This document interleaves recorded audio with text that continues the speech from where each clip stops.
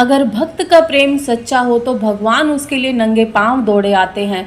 वही बात जब कन्हैया की हो तो कहने की क्या बात है। अपने भक्त के लिए तो वो न जाने कितने रूप रखते हैं और कितने ही अनगिनत लीलाएं भी कर चुके हैं, जिनका प्रमाण हमारे ग्रंथों में और हमारे इतिहास में देखने को मिलता है।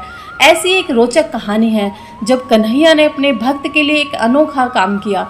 तो आइए जानते हैं उस कहानी के बारे में। एक बार की बात है, किसी नगर में एक राजा ने एक मंदिर बनवाया जिसमें श्री कृष्ण भगवान की एक बहुत प्यारी सी मूर्ति रखवाई, लेकिन उसकी कभी पूजा पाठ नहीं करी। पूजा करने के लिए मंदिर में एक पुजारी को रखा गया।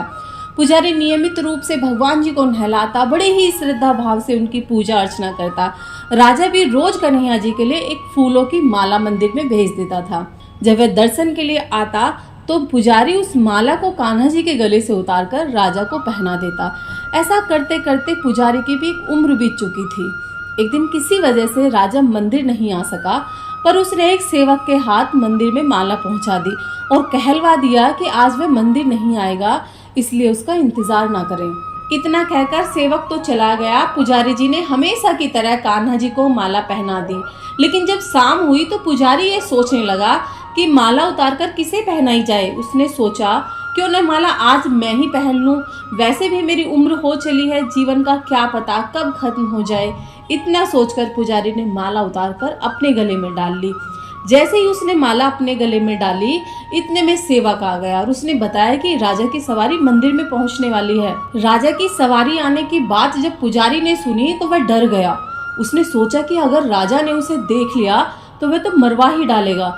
आनन फानन में पुजारी ने माला उतारकर वापस से कन्हैया जी को पहना दी। जैसे ही राजा अंदर आया तो हमेशा की तरह पुजारी ने माला कान्हा जी के गले से उतारकर राजा को पहना दी, लेकिन माला पर लगा सफेद बाल देखकर राजा समझ गए कि पुजारी ने ये माला पहले स्वयं पहनी थी।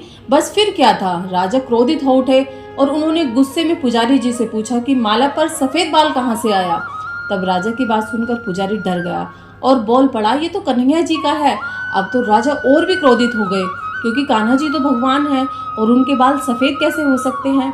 इसलिए राजा ने फरमान सुना डाला कि कल श्रृंगार के समय राजा खुद आएंगे और देखेंगे सच में कान्हा जी का बाल सफेद है या पुजारी जी झूठ बोल रहा है।